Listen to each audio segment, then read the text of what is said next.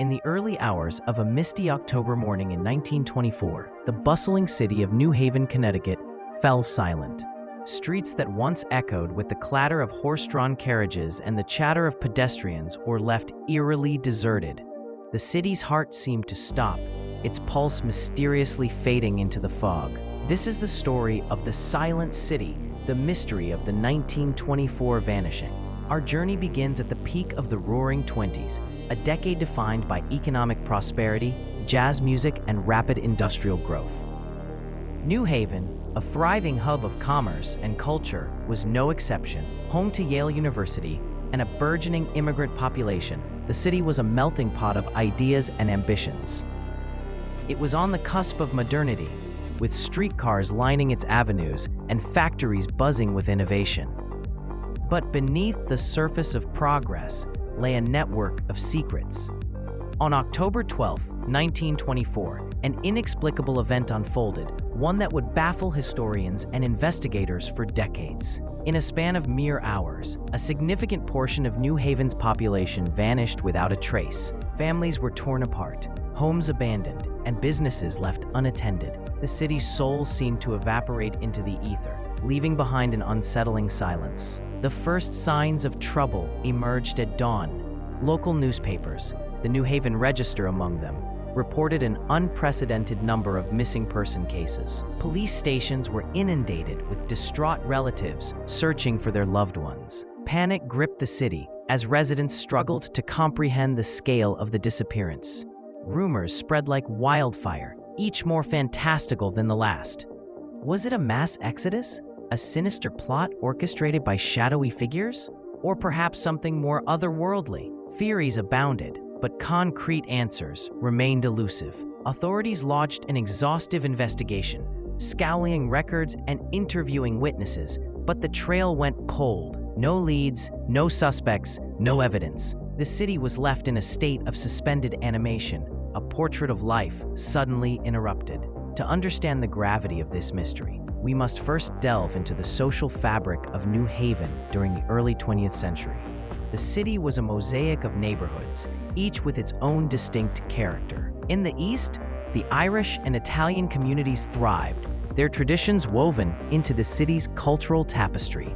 To the West, African American families found refuge and opportunity, contributing to the rich diversity that defined New Haven's identity. Yet the prosperity of the era was not without its shadows. Labor strikes and political unrest simmered beneath the surface, the consequence of stark inequalities that divided the populace. As industries mechanized, workers faced unemployment and exploitation, fueling tensions that could ignite at any moment. It was a city on edge, teetering between progress and peril. Among the many theories that emerged, one in particular captured the public imagination: the idea of a secret society pulling the strings behind the scenes. Whispers of clandestine meetings and cryptic symbols painted a picture of a hidden power manipulating events from the shadows. The notion seemed to fit the times, an era fascinated by the occult and the unknown. Investigators turned their attention to the city's underworld, a labyrinth of speakeasies and gambling dens, where whispers and secrets were the currency of choice. Could the answer lie in these dimly lit corners, where deals were made and lives were gambled away? Or was it all just a distraction, a red herring to throw off the scent? As the days turned to weeks, the missing remained just that, missing. The police chief, under mounting pressure, appealed to the public for any information that might crack the case. Flyers were distributed, offering rewards for clues, but the silence was deafening. It was as if the city itself conspired to keep its secrets hidden. Meanwhile, life in New Haven struggled to resume its rhythm. Schools reopened, businesses cautiously resumed operations, and the daily grind of life attempted to reclaim its hold. But beneath the surface, the city was haunted by the specter of those who had vanished. Every street corner, every empty chair at the dinner table, a stark reminder of the mystery that lay unsolved. The silence of New Haven became a shroud, a veil that obscured the truth and left a lingering question in its wake. What really happened to the people of this city? As we continue to peel back the layers of this enigma, we must follow the threads of history, listen to the echoes of the past, and confront the shadows that lurk within the city's forgotten corners. But the journey is far from over. As the investigation into the 1924 vanishing of New Haven's residents deepened, attention turned to the city's historical records, searching for patterns or precedents that might shed light on the mystery. Scholars and amateur sleuths alike began poring over archives, hoping to uncover clues in the annals of the past. What they found were tales of other odd occurrences, strange disappearances that had been buried by time and overshadowed by the larger mystery. One such account dated back to the late 19th century, when a similar, albeit smaller scale, vanishing took place. In 1897, a group of 10 factory workers reportedly vanished overnight, their absence noted only when they failed to report for their shifts the following morning. At the time, the incident was attributed to labor disputes and the transient nature of the workforce. Yet, with the benefit of hindsight, the story took on a more ominous tone, suggesting a pattern of disappearances that defied conventional explanations. Among those investigating was a young Yale historian named Eleanor Marston. Driven by a passion for uncovering the truth, she meticulously compiled testimonies from the families affected by the 1924 event.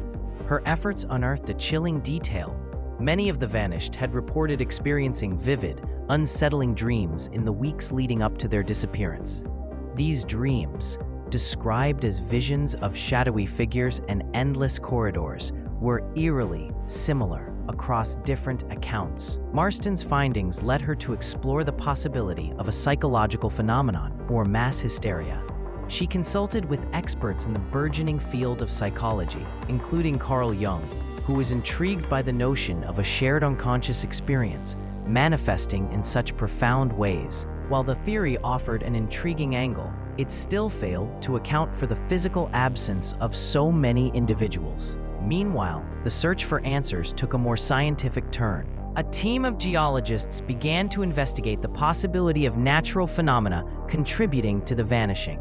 New Haven, like much of New England, is crisscrossed by a network of underground tunnels and caverns, remnants of old mining operations and natural formations. Could a sudden geological event have swallowed the missing, leaving no trace behind?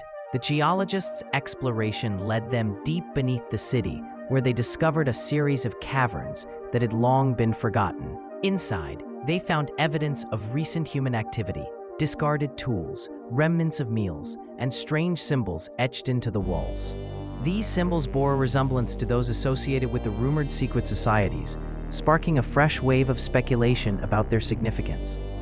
As days turned to weeks, the press continued to speculate wildly, with each newspaper headline more sensational than the last. The New Haven Register ran a series of articles positing theories, ranging from mass hypnosis to alien abductions. Each theory was more fantastical, but captured the public's imagination. As the mystery deepened, so too did the city's sense of unease. A once vibrant community now lived in the shadow of uncertainty. While authorities grappled with the enigma, New Haven's streets bore witness to the lingering effects of the disappearance. Businesses struggled to cope with the loss of employees. Families faced the heart-wrenching reality of empty places at their tables. The social fabric of the city was stretched to its limits. Amidst the chaos, a resilient spirit emerged. Community leaders rallied to support those left behind, organizing food drives and establishing support networks. Churches opened their doors to provide solace and a sense of continuity. Yet, despite these efforts, the city's soul seemed irrevocably altered, its character defined by the absence of those who had once walked its streets. As New Haven wrestled with its collective grief, the search for answers pressed onward. Investigators broadened their scope, reaching out to neighboring towns and cities for any signs of the missing.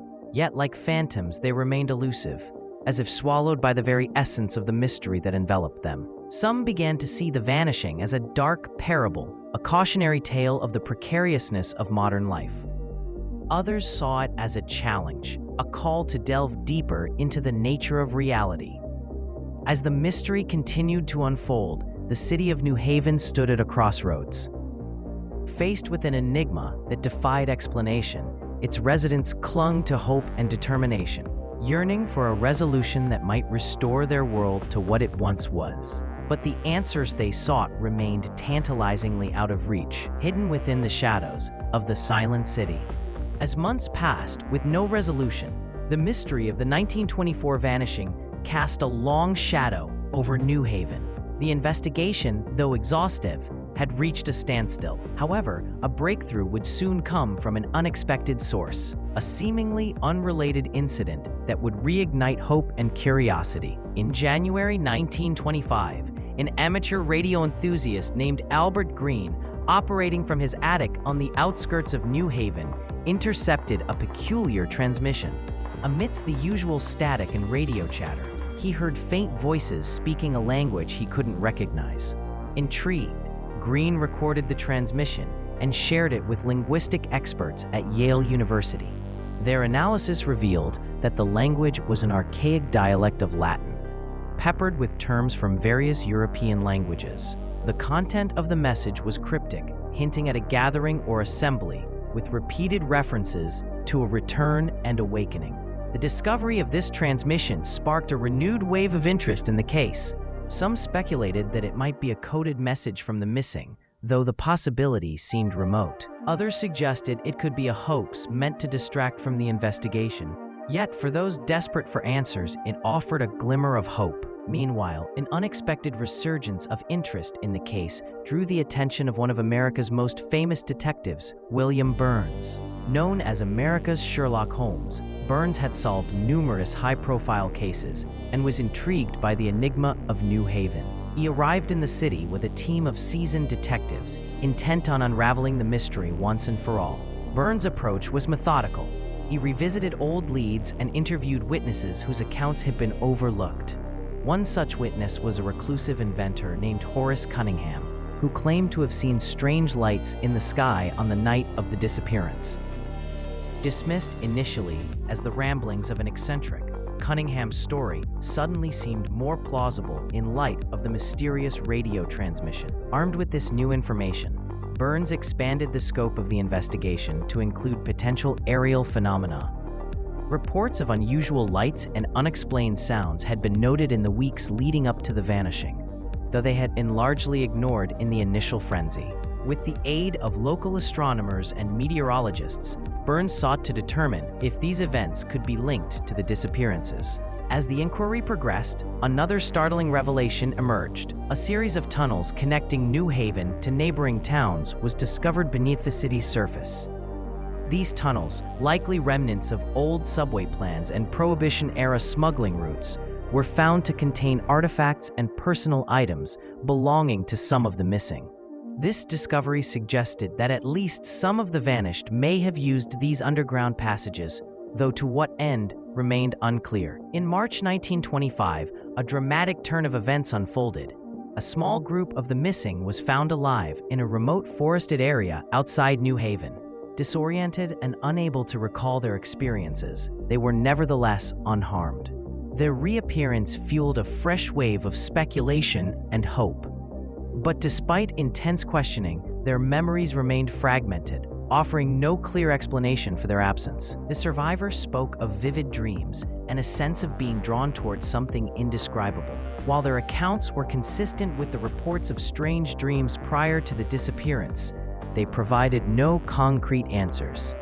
Nevertheless, their return brought a sense of relief to a city still grappling with the unknown. As the investigation continued, it became increasingly clear that the mystery of the vanishing might never be fully unraveled. The events of 1924 left an indelible mark on New Haven, shaping its identity and becoming a part of its lore. For some, it was a tale of the unexplained, a reminder of the mysteries that lie beyond our understanding. For others, it was a testament to the resilience and determination of a community in the face of the inexplicable.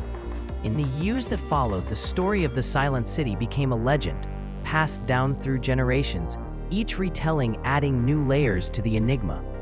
Despite the passage of time, the mystery remained unsolved, a haunting echo of a moment when an entire city seemed to slip into silence. And in the quiet corners of New Haven, where the shadows of the past linger, the question still hangs in the air. What truly happened on that fateful October night? The answer, it seems, is destined to remain a mystery.